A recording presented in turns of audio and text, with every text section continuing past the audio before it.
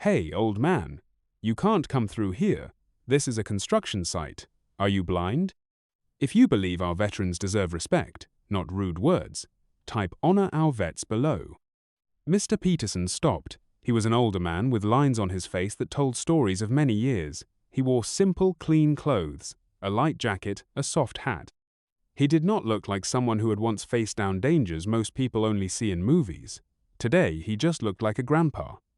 He held a small, worn map in his hand, a red circle drawn around a spot near the new building project. "Excuse me, young man," Mr. Peterson said, his voice calm and polite. "I'm just trying to reach a small memorial plaque. It should be on that wall over there." He pointed towards an old brick wall, partly hidden by orange safety fences and piles of equipment. The construction worker, whose name tag read Jake, puffed out his chest. He was young, maybe in his early 20s, and he seemed to enjoy the little bit of power his bright vest and hard hat gave him. "Memorial plaque? What are you talking about? There's nothing important over there but dirt and our supplies." Mr. Peterson tried again. "It's a very old plaque. It honors some local people from a long time ago. It's very important to me. I was told I could visit it." Inside his pocket, Mr. Peterson's fingers touched an old, folded piece of newspaper. It was a story from decades ago, a story about local heroes he had known. "He came every year on this date." Jake scoffed, a mean sound. "Important to you, maybe, but this is an active work zone. Rules are rules, no public access. That old junk isn't going anywhere, but you are. Move along." He made a shooing motion with his hand. Mr. Peterson felt a familiar ache in his chest, not anger, not anymore, just a deep, heavy sadness. He had faced bullets and bombs with more courtesy than this young man was showing him. "It's not junk," he said, his voice still quiet, but with a firmness that Jake missed. "It represents something very important." Yeah, sentimental nonsense," Jake sneered, clearly enjoying himself. "Look, I don't have time for this. We're busy. Go find your memories somewhere else, Grandpa." He turned his back slightly, dismissing Mr. Peterson completely. Mr. Peterson stood there for a moment. The sounds of construction, banging, drilling, shouting, filled the air. He could walk away. He could just go home, his heart heavy. But then he remembered a promise from the city, and a promise from the construction company itself when this project started. They had assured him access would always be possible with a simple call. He also remembered a specific name and a specific phone number given to him by a respectful young woman at the city planning office. She had understood. She had listened to his story about the plaque and what it meant. He took a slow breath. He wouldn't argue with this rude young man. It would be like talking to a brick wall. Instead, he reached into his wallet and pulled out a small, creased business card. If you've ever been underestimated or treated unfairly just because of how you look, type "I understand" in the comments. Mr. Peterson stepped a little away from the noisy entrance towards a quieter spot by the main road. Jake watched him go, a smirk on his face. He probably thought the old man was giving up. Mr. Peterson dialed the number on the card. His hand was steady. "Mr. Henderson, please," he said into the phone when someone answered. His voice was low, clear, and respectful. There was a brief pause, then a new voice came on the line. "This is Henderson, site manager. Who is this?" The voice was busy, but not unkind. "Mr. Henderson, my name is Arthur Peterson," he began. "I'm at the North Street entrance to your site. I was assured by the city council, and I believe by your company, that I would be able to have access to the memorial plaque on the old retaining wall." He explained calmly what had happened. He didn't raise his voice. He didn't call Jake names. He just stated the facts. "The young man at the gate, Jake, says I cannot enter," and referred to the plaque in a dismissive way. On the other end of the line there was a sudden silence. Then Mr. Henderson's voice changed. It became sharper, more alert. "Mr. Peterson? Arthur Peterson? Yes, of course. I have your name right here on our community liaison list.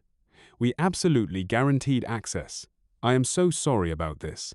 Stay right where you are. I'm coming down there myself, immediately." "Thank you, Mr. Henderson," Mr. Peterson said, and ended the call. He waited. It was only a few minutes, perhaps 4 or 5. To Jake, who occasionally glanced over, It probably seemed like the old man was just loitering, defeated.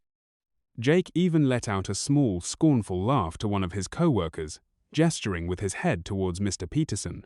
The other worker just shrugged, not wanting to get involved.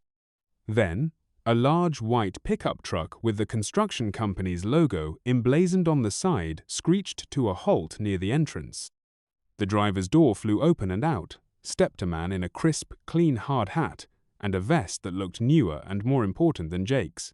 This was Mr. Henderson. He looked very serious. And he looked angry. Mr. Henderson's eyes scanned the area, and he spotted Mr. Peterson immediately. He strode over. Jake saw him. Oh, he saw him. The smirk vanished from Jake's face. It was like a light switch being flipped. His back straightened. He suddenly looked very busy, pretending to check a clipboard he hadn't been holding moments before. "Mr. Peterson," Mr. Henderson said, his voice loud enough for Jake to hear clearly. He extended his hand. "I am so terribly sorry for this misunderstanding. Of course you have access. We made a promise." Mr. Peterson shook his hand. "Thank you for coming so quickly, Mr. Henderson." Mr. Henderson then turned to Jake. His eyes were like ice. "Jake," he barked, "what is the meaning of this? Why was Mr. Peterson denied access?" Jake stammered. Boss, Mr. Henderson, this is an active site, sir. Safety protocols." His voice trailed off. He looked like a child caught with his hand in the cookie jar. "Safety protocols do not mean disrespecting members of our community, especially not Mr. Peterson." Mr. Henderson stated, his voice like thunder. "Do you have any idea who this gentleman is, Jake? Do you have any idea what that plaque is?" Jake just shook his head, his face pale. He looked from Mr. Henderson to Mr. Peterson and back again, confusion and fear dawning in his eyes. "That plaque, Jake," Mr. Henderson continued, his voice ringing with authority, "is a memorial to 3 men from this very neighborhood who gave their lives in service to this country.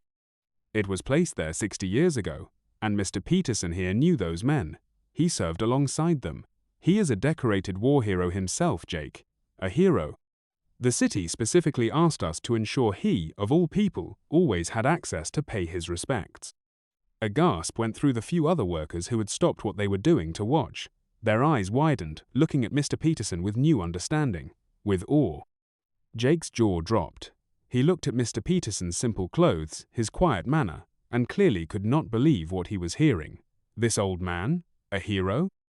"The old junk you dismissed," Mr. Henderson's voice was filled with controlled anger now, "is more important than any pile of bricks or steel on this site. It represents bravery, sacrifice, and history, and you, with your $10 an hour power trip, decided it was nothing. Have you ever seen someone realize they made a huge mistake? Type big mistake if you have." Mr. Henderson took a deep breath, trying to calm himself for Mr. Peterson's sake. "Mr. Peterson, I offer you my deepest apologies on behalf of this entire company. This should never have happened. This young man's behavior is inexcusable." He turned back to Jake, whose face was now a blotchy red of shame and fear. "You, Jake, will personally escort Mr. Peterson to the plaque. You will ensure his path is clear. And then, you will come to my office. You are on your final warning, and you will be attending a mandatory respect and sensitivity training course. Furthermore, you will apologize to Mr. Peterson. Sincerely, right now." Jake looked like he wanted the ground to swallow him. He mumbled, his eyes on his boots. "Mr. Peterson, I'm sorry. I didn't know." Mr. Peterson looked at the young man. He saw the fear, the shame. He nodded slowly. "Apology accepted, son," he said quietly. "Just remember, everyone deserves respect, and some things are more important than rules on a piece of paper." Mr. Henderson then instructed 2 other workers to immediately create a respectful, clear access path to the plaque, and to put up a temporary sign explaining its significance.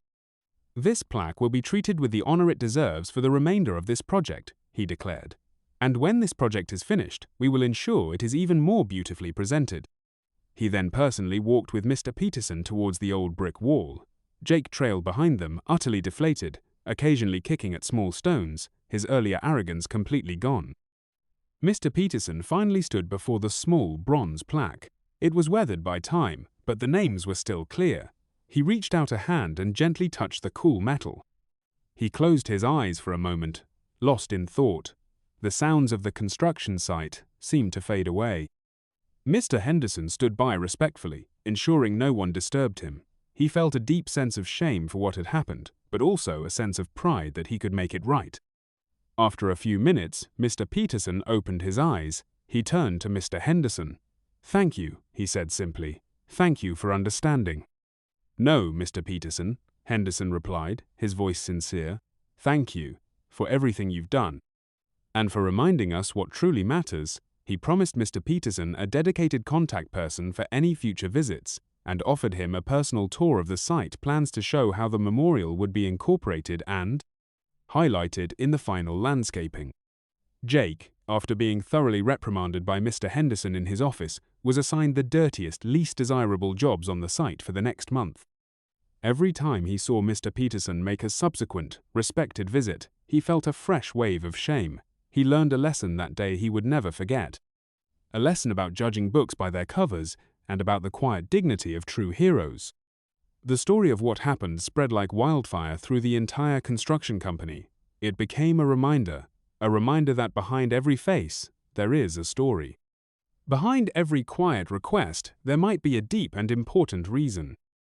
Mr. Peterson continued his yearly visits, but now he was always greeted with smiles, with nods of respect. Sometimes, workers would even stop what they were doing for a moment, a silent tribute as he walked by. He never boasted. He never brought up what happened with Jake. He was just a quiet man, paying his respects to old friends. But things had changed for the better. What happened that day teaches us a powerful lesson. Respect is not just a word, it's an action. It's about how we treat each other, especially those who have given so much and ask for so little in return. Don't judge people by how they look on the outside. True strength and true importance often hide in plain sight. If you believe that our heroes, past and present, deserve our unending respect and gratitude, please type "We will remember" in the comments below. And remember, sometimes the quietest people carry the loudest legacies. Thank you for watching. If this story touched your heart, please subscribe to our channel for more stories that matter.